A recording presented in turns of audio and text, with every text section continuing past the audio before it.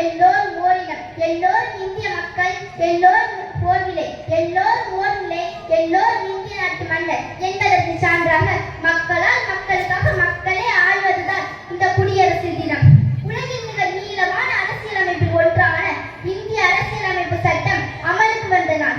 யானை கட்டி போரடிக்கும் பாண்டி நாட்டிற்கும், பொன்னி வீடு தோறும் தீபமேற்றும் சோழ நாட்டிற்கும், தென்னை இளநீர் சேரியும் சேர நாட்டிற்கும் தான் பிறந்த நாடை விட வேறு எந்த நாடு பெரியது? இங்கு ஆணும் பெண்ணும் வாழும் வாழ்க்கை இனியது என்கிறார் கவியரசர்.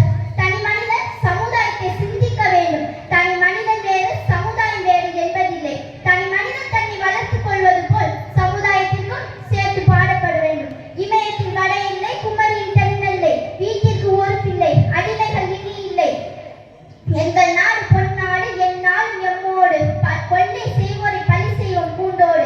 பகைவரை விடமாட்டோம், வலைகளில் விழமாட்டோம்.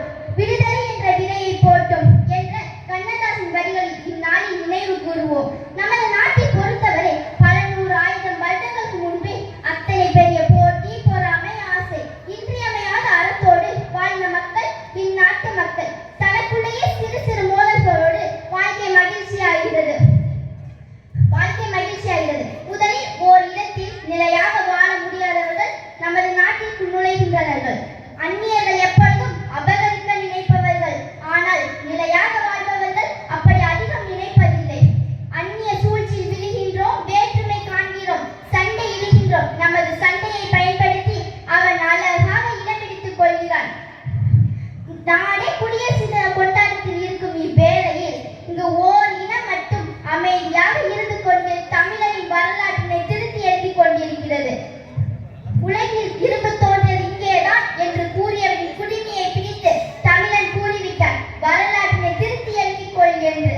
5300 ஆண்டுகளுக்கு முன்பே இரும்பை தந்த இனம் நம் இனம் என நெஞ்சை தட்டி கூறுவோம். இன்னும் ஏராளமான தமிழரின் வரலாறுகள் வாய் மூடி கண் மூடி கடலிலும் மண்ணிலும் உறங்கி வருகிறது. அகில உலகத்திற்கு ஓர் அறைகூவல் விடுகிறேன், எழுதி வைத்துக் கொள்ளுங்கள். ஒரு நாள் இல்லை ஒரு நாள் கண்டிப்பாக எங்களது சந்ததிகள் இந்த உண்மையை உலகிற்கு உறக்கச் சொல்லும். நீங்கள் போர்வை போட்டு மூடுவது பெரிய மூட்டை அல்ல, அண்ணல் பறக்கும் தமிழனின் வரலாற்றினை. ஒரு கல்லை எடுத்து ஒரு நாயை பார்த்து வீசினால் அந்த நாய் நம்மை பார்த்து பயந்து ஓடும். அதே கல்லை எடுத்து ஒரு தேன்கூட்டை நோக்கி வீசினால் நாம் அந்த தேன்கூட்டிற்கு பயந்து ஓட வேண்டியதா இருக்கும். இதற்கு என்ன காரணம்? ஏனென்றால் தேனிகள் அனைத்தும் ஒற்றுமையாக இருக்கிறது.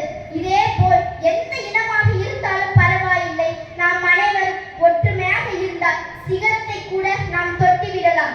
பேசியதோ சுருக்கம், கருத்தோ பெருக்கம், இனி தேவையில்லை விளக்கம். பேசி முடிக்கிறேன். வணக்கம். என் பேச்சுக்கு கிடைப்பது தங்கத்தட்டோ வெள்ளித்தட்டோ, முதலில் உங்கள் கைத்தட்டு கிடைக்கும் என்று நம்பி விடைபெறுகிறேன். நன்றி, வணக்கம். கண்டிப்பா கிடைக்குமா? கண்டிப்பா கிடைக்கும். நல்ல ஜோர கை கட்டுக்கு பார்ப்போம். சூப்பர் அருமை. ஒரு அழகான அற்புதமான பேச்சு நம்முடைய மாணவனுடைய கையெழுதி நம்முடைய பேச்சு சிறப்பாக வாழ்த்துக்கள்மா. வாழ்த்துக்கள்.